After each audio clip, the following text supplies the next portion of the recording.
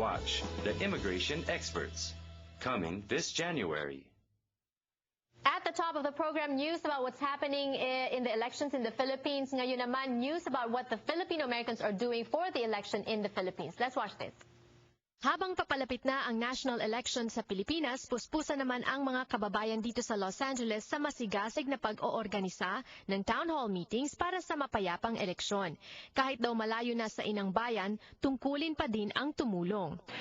We're here today to organize the Filipinos here in America to start raising their awareness about what's going on in the Philippines and the sad plight of our countrymen. You know, the upcoming Philippine presidential election is very important. It's very critical because there's really a need for change. It's very obvious. You know, you're one of the most active members of the community here, and you organized this, you organized another one not too long ago. But why are you doing that? Some people are saying, a lot of Filipino Americans, sadly, especially those that are already U.S. citizens, they're more detached. Now they're thousands of miles away, but you know they don't want to care. Why do we need to care? We need to care, first of all, because we still have relatives back home. And although we are enjoying the benefits of the land of the plenty, we have relatives back home. And at the same time, too, community service, I think, is a calling from the Lord. You know, it's a calling from the Lord. Those who are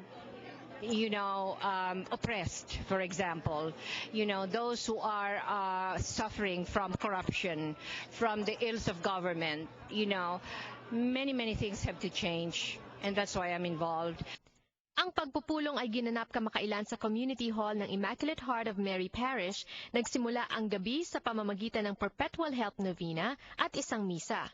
Bagaman kilala ang Pilipinas bilang katolikong nasyon, kasama din ito sa top 20 most corrupt nations in the world. At bilang mga Katoliko, tumutulong na rin ang mga kaparian upang paalalahanan ng taong bayan ukol sa kung ano ang katangian ng mabuting pinuno. But we're here to educate people about the Philippine situation, how we should be involved in our country. Although we are here, immigrants here in the United States, I think we should avoid a certain apathy na wala na tayong pakialam sa Pilipinas dahil,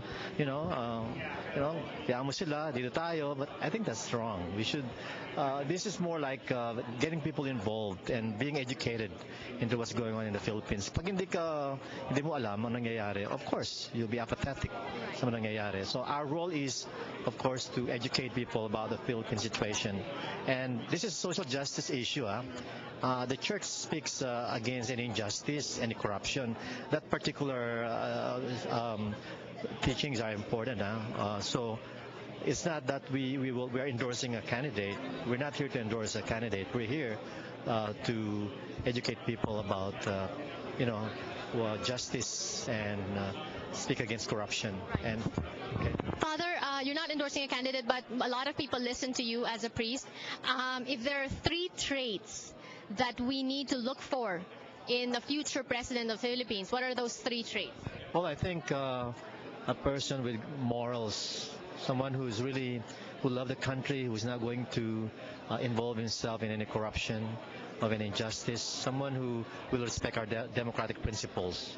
So someone who is moral, someone who has a love for God, fear of God, who respect our gospel values, and someone who has a love for the country, of course. Talagang bayan ng mga tao. That's what I want for the candidate. Ang kilalang businesswoman na si Loida Nicholas Lewis ang naglahad ng paraan kung paano makakatulong ang mga OFW sa paghalal ng mabubuting kandidato sa Pilipinas. We are powerful as US Pinoys because one of us have 10, 15, 20 people in the Philippines who will listen to us. Why? Kasi kailangan ng tuition. All right, tuition. May nagkasakit, kailangan pera sa ospital. All right, pera sa ospital. Merong ikakasal. Pera sa ospital. You send money. You continuously send money. And so now is the time for you to say, oy, teka muna. Election sa Pilipinas, it is important that we choose the right person. No, we don't need people power na pupunta sa street. No. The people power that you have the power is vote power.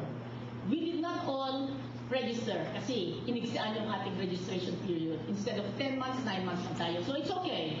Your power is calling by Magic Jack, o kaya Skype, o kaya kung ano man ang ginagawa nyo, call people back home, buy $10, call them home. Every one of you should be calling home and say, election in 30 days, 35 days. Okay? Ang nasabing meeting ay dinaluhan ng mahigit kumulang 200 katao na nagpalitan ng kuro-kuro habang nagbabahagian ng goto.